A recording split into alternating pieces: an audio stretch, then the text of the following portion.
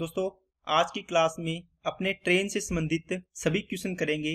तो इन क्वेश्चंस को, वैसे ट्रेन का टॉपिक तो आपको आता है, लेकिन कुछ क्वेश्चन होते हैं जो PYQ है, जो एग्जाम में आए हुए हैं, उनको करने की बेस्ट टेक्निक देखेंगे कि इनको किस प्रकार अपने कम समय में कर सकते हैं। और बहुत ही अच्छा तरीका बताऊंगा दोस्तों, आप वीडियो को पूरी देखना। आपको वास्तव में ये सवाल करके आपको लगेगा कि हाँ, अब हम कुछ जल्दी इस सवाल को कर सकते हैं और आसान हो सकता है ये सवाल। ठीक है ना। जो क्वेश्चन आपको टफ लगते हैं वो क्वेश्चन आपके अब सिंपल हो जाएंगे, आसान हो जाएंगे। एक बार आप वीडियो को पूरी लगा के देखना, फिर आप कमेंट बॉक्स में बताना कि आपको ये सवाल देख के और ये कॉन्सेप्ट तरीका देख के आपको कैसा लगा। तो चलिए दोस्तों, क्लास को स्टार्ट करते हैं। तो उससे पहले अगर आप चैनल पे नए हो तो चैनल को सब्सक्राइब कर लो और बेल आइकन पे क्लिक जरूर कर लेना, जिससे आपको वीडियो की नोटिफिकेशन समय पर मिलती रहे। तो फर्स्ट क्वेश्चन पे चलते हैं, पढ़िए। देखो दोस्तों, इंग्लिश और हिंदी दोनों में है। 200 मीटर लंबी एक ट्रेन 300 मीटर लंबे एक पुल को 30 सेकंड में पार करती है। 150 मीटर लंबे प्लेटफॉर्म के बीच में खड़े व्यक्ति को पार करने में इसे कितना समय लगेगा। देखो, एक बात आपको दोस्तों ये ध्यान रखनी है कि जब भी आप एक ट्रेन होती है, ठीक है, इसकी कुछ लेंथ होगी ट्रेन की, आप T मानो, इसको L मानो, जो भी मर्जी, या फिर एक व्यक्ति को पार करती है, तो इसको देखो, ये ट्रेन खुद की लेंथ ही पार करती है। इसका मतलब हुआ, जब व्यक्ति को पार करने की बात आएगी या कोई पोल को पार करने की बात आएगी, है ना, तो इसमें क्या होगा, ट्रेन की लेंथ प्लस 0 होगी इस व्यक्ति या पोल की लेंथ। तो इसका मतलब टोटल अपने ट्रेन की लेंथ ही लेंगे जो L है। तो इसकी अगर ये ट्रेन किसको पार कर रही है दोस्तों, ये ट्रेन की लेंथ L मान लो, कुछ भी मान लो। अगर ये किसी मतलब ब्रिज को पार कर रही है ना, कोई सुरंग को पार कर रही है, इस प्रकार की चीजें दे रखी हो ना, टनल हो गया, तो जिसकी क्या हो, जैसे 300 मीटर लंबा बोल दिया, 400 बोल दिया, इसमें आपको लेंथ जोड़नी है। तो ट्रेन की लेंथ L प्लस प्लेटफॉर्म की लेंथ या टनल की लेंथ या इसकी आप लिख सकते हो सुरंग। ठीक है, तो P लिख दिया मैंने, तो L प्लस P आएगी इसके अंदर, इसमें ओनली L आती है। ये चीज आपको थोड़ा सा ध्यान रखना है। अब अपने चलते हैं क्वेश्चन पे। देखो, इसने बोला है कि 200 मीटर लंबी एक ट्रेन है, 300 मीटर लंबे एक पुल को पार करने में 30 सेकंड लेती है। तो बताओ दोस्तों, ट्रेन है वो 200 मीटर तो खुद की लेंथ पार करेगी और 300 मीटर एक पुल को पार करेगी, तो टोटल कितनी लेंथ पार करेगी। आप बोलो सर, ट्रेन की लेंथ प्लस प्लेटफॉर्म की लेंथ अपने टोटल लिख देंगे। यहाँ पे कितनी आएगी, आप बोलो सर 500 मीटर आएगी। ओके। अब कहता है 150 मीटर लंबे प्लेटफॉर्म के बीच में खड़े व्यक्ति को पार करने में से कितना समय लगेगा। दोनों मामलों में गति सेम है। अब इसने बोला है कि ट्रेन की लेंथ, दोस्तों ट्रेन कितने समय में पार करेगी, T फॉर ट्रेन लिखा था, यहाँ भी ट्रेन है, सेम है जो, ठीक है ना। अब ये कितने पार कर रही है, 150 मीटर लंबे प्लेटफॉर्म के बीच में खड़े। अब बताओ, अगर व्यक्ति को पार कर रही है तो क्या प्लेटफॉर्म की लेंथ काम आएगी, क्या नहीं आएगी। ठीक है ना, क्योंकि प्लेटफॉर्म को पार करेगी तब इसकी लेंथ लेंगे, लेकिन ये तो व्यक्ति के बारे में बता रहा है। देखो, पार करने में इससे कितना समय लगेगा, किसको, व्यक्ति को। तो ट्रेन की लेंथ कितनी थी, ये भी 200, इसका मतलब ये तो 200 मीटर ही लेंथ पार करेगी। बताया ना पीछे वाले में कॉन्सेप्ट में। ये देखो, अगर ये व्यक्ति क्या पोल को पार कर रही है तो इसकी लेंथ ओनली प्लेटफॉर्म की, इसकी ट्रेन की लेंथ ही अपने लेंगे। तो इसके अंदर देखो, अब इसका देखो, ये लेंथ का लंबाइयों का अनुपात है दोस्तों, तो 5 अनुपात कितना आएगा, 2 आएगा। ठीक है, इसका मतलब है ट्रेन और प्लेटफॉर्म दोनों को पार करने में 30 सेकंड ले रही है। तो 5 की वैल्यू कितनी होगी, 30 सेकंड। 5 की वैल्यू कितनी होगी दोस्तों, 30 सेकंड। तो आपको पूछे ट्रेन की इसकी लेंथ, इसकी बताओ टाइम कितना लगेगा। ये कितना गुना है, 6 गुना, इसको भी 6 गुना कर दो, तो कितना आएगा, 6 दूनी 12। इसका मतलब है इसको 12 सेकंड में पार कर देगी किसी व्यक्ति को ट्रेन। तो इसका आंसर हो जाएगा 3 नंबर। ठीक है, अब इसी तरीके पे आपके सारे सवाल चलेंगे, इसको अच्छे से दोस्तों समझ लेना। इसमें देखो, ट्रेन की लेंथ है ओनली, इसमें ट्रेन और प्लेटफॉर्म दोनों की लेंथ है। अगर दोनों का टाइम दिया हो तो दोनों का लिख लेंगे, इसका टाइम दिया हो तो इसका लिख लेते, है ना। जो निकालना है वो अपने निकाल लेंगे। चलिए नेक्स्ट पे देखो, 300 मीटर लंबी एक ट्रेन एक खंबे को 12 सेकंड में पार करती है। अब बताओ, ओनली इसमें ट्रेन है, खंबे को पार करती है, इसका मतलब इसमें तो ट्रेन की लेंथ होगी, कितना मीटर लंबा है, 300 मीटर, है ना। तो खंबे की लेंथ तो 0 होती है, तो 300 ही आएगी। यह रेलगाड़ी से दोगुनी लंबाई वाली सुरंग को पार करती है। तो ट्रेन की लेंथ कितनी होगी दोस्तों, T, इससे दुगुनी लंबाई कितनी, 2T हो जाएगी। और क्या पार कर रही है, सुरंग। तो सुरंग की लंबाई कितनी होगी, देखो यहाँ पे आप सुरंग लिख सकते हो, ट्रेन प्लस सुरंग दोनों की लंबाई को पार करने में कितना समय लगेगा। तो बताओ, ट्रेन की लेंथ है 300, 300 दूना 600, इसका मतलब है 600 किसकी होगी, आप बोलोगे सर 600 तो होगी सुरंग की लंबाई, 300 ट्रेन की, इसकी 600 है और इसकी 300 है, टोटल कितनी होगी 900 होगी। ये क्या ये बात समझ में आई क्या। इसने बोला है कि ट्रेन की लेंथ है 300 मीटर, यह रेलगाड़ी से दोगुनी लंबाई वाला, तो रेलगाड़ी की लंबाई है 300, 300 का डबल 600 मीटर लंबी सुरंग है ये भी, है ना। अब 300 इसकी होगी, ट्रेन और सुरंग दोनों को ऐड करोगे तो 900 होगी।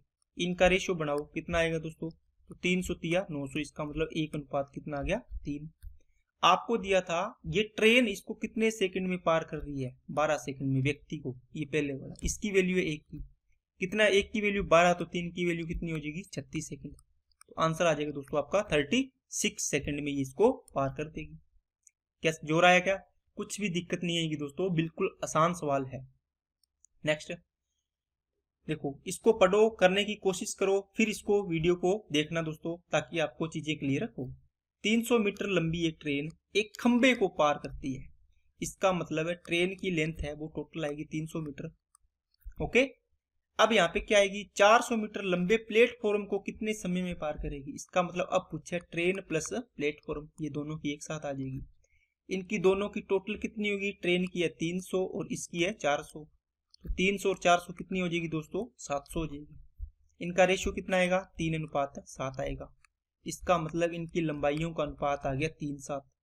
अब इसने बोला कि 3 को पार करने में 12 सेकंड ले रही है ये, तो बताओ 7 को पार करने में कितना सेकंड लेगी।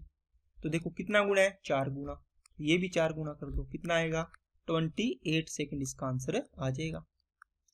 ठीक है, तो कैलकुलेशन भी कम है और कॉन्सेप्ट भी इसका अच्छा है, और इसमें कोई भी कंफ्यूजन वाली बात नहीं है, उतना आप जल्दी कर सकते हैं।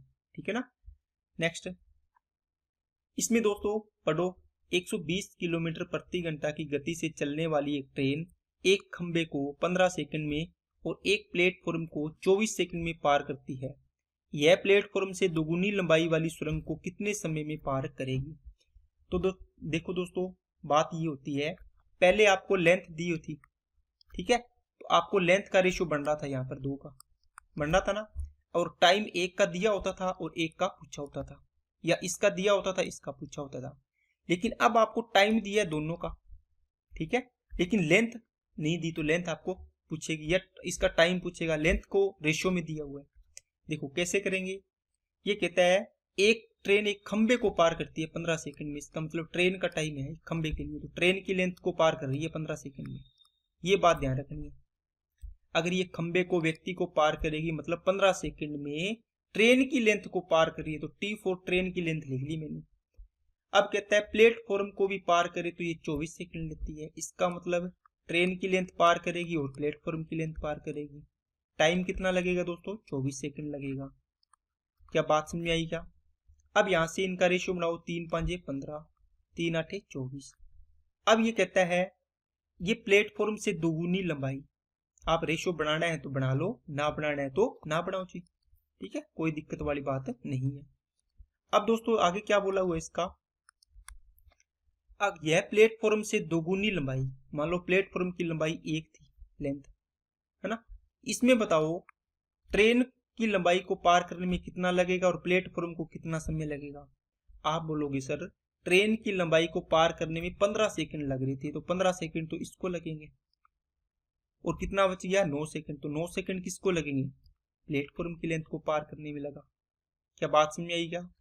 ये ट्रेन है, ये सेम है, इसकी लेंथ इसका टाइम है, क्योंकि 15 सेकंड ट्रेन को लगा है, तो 15 इसमें से ट्रेन का लगा दिया और बचा कितना 9, तो 9 किसको लगा होगा, इसकी प्लेटफॉर्म की लंबाई को पार करने में लगा होगा। यह प्लेटफॉर्म से दोगुनी लंबाई वाली सुरंग को कितने समय में पार करेगा। देखो प्लेटफॉर्म की लंबाई आपने पी मान रखी है, ये पी मान रखी, देखो इससे दोगुनी लंबाई का सुरंग है।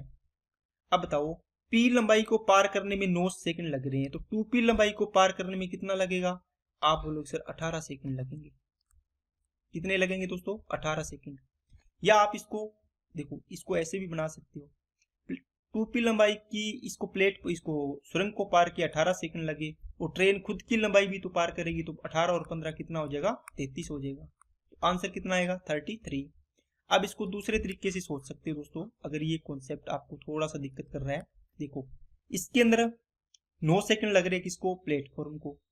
आपको पूछा है ये ट्रेन प्लेटफॉर्म से दुगुनी लंबाई कर दो 2p को पार करने में कितना समय लगेगा, ये निकालना है आपको।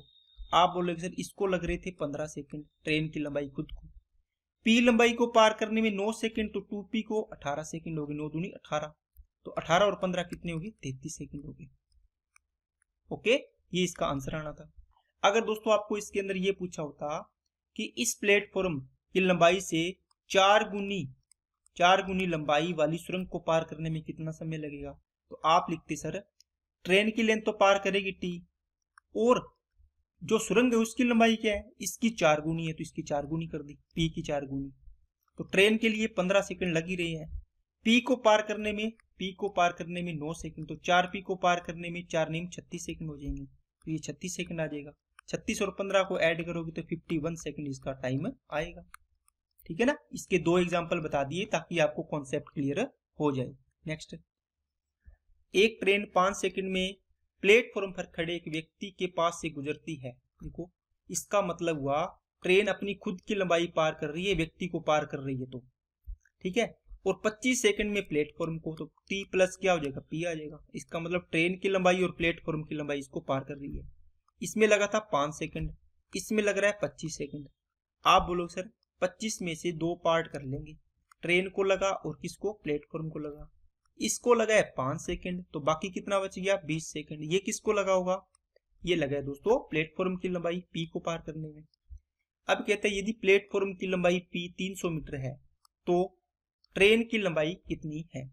अब बताओ 20 सेकंड में ये कितनी दूरी पार कर रहा है, आप बोलोगे सर ये 300 मीटर पार कर रहा है। देखो प्लेटफॉर्म की लंबाई कितनी है, 300, मतलब 20 सेकंड में पार की है इसने। देखो प्लेटफॉर्म का निकाल लिया ना अलग टाइम में। आपको पूछा है ट्रेन की लेंथ कितनी आएगी, तो 5 सेकंड में कितनी दूरी पार करेगी ट्रेन, तो देखो इसका कितना गुना है, ये गुना होगा दोस्तों 15 गुना, 15 गुना है ना, तो इसको भी 15 गुना कर दो। इसका मतलब क्या हुआ, 75 मीटर किसकी लेंथ होगी, ट्रेन की लेंथ होगी।